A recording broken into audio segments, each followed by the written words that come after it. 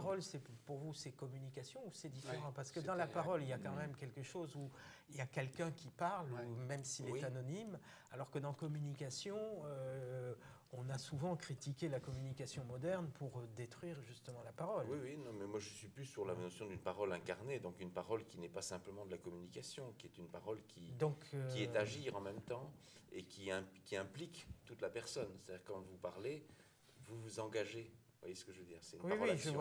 vois tout à fait. Mais alors, quel serait votre sentiment par rapport bon, on va le dire de façon caricaturale un peu, mais la domination d'Internet et les phénomènes de réseaux sociaux qui semblent être du bavardage, comme disait un philosophe de la parole.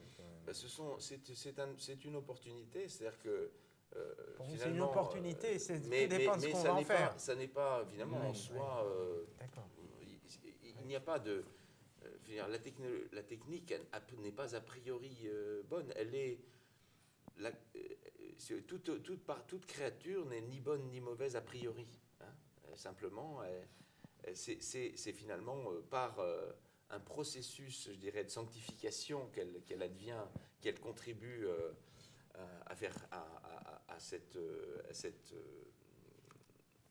bénédiction sur l'ensemble de la création.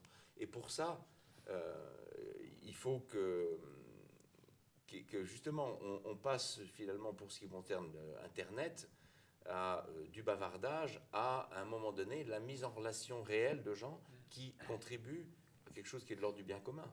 Donc, il y a des tas d'actions sur Internet qui peuvent aboutir à plus de bien, et il y en a d'autres qui sont délétères.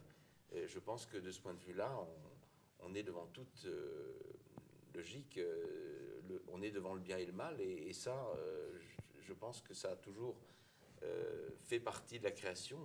Le bien et le mal coexistent, et l'enjeu de l'incarnation de la parole, c'est d'aller vers finalement le bien au service justement du plus pauvre.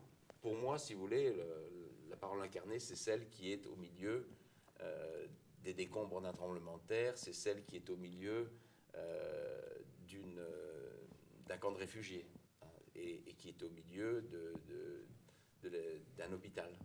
Je pense que c'est là que je mettrais, de manière un peu schématique, l'enjeu de la parole incarnée et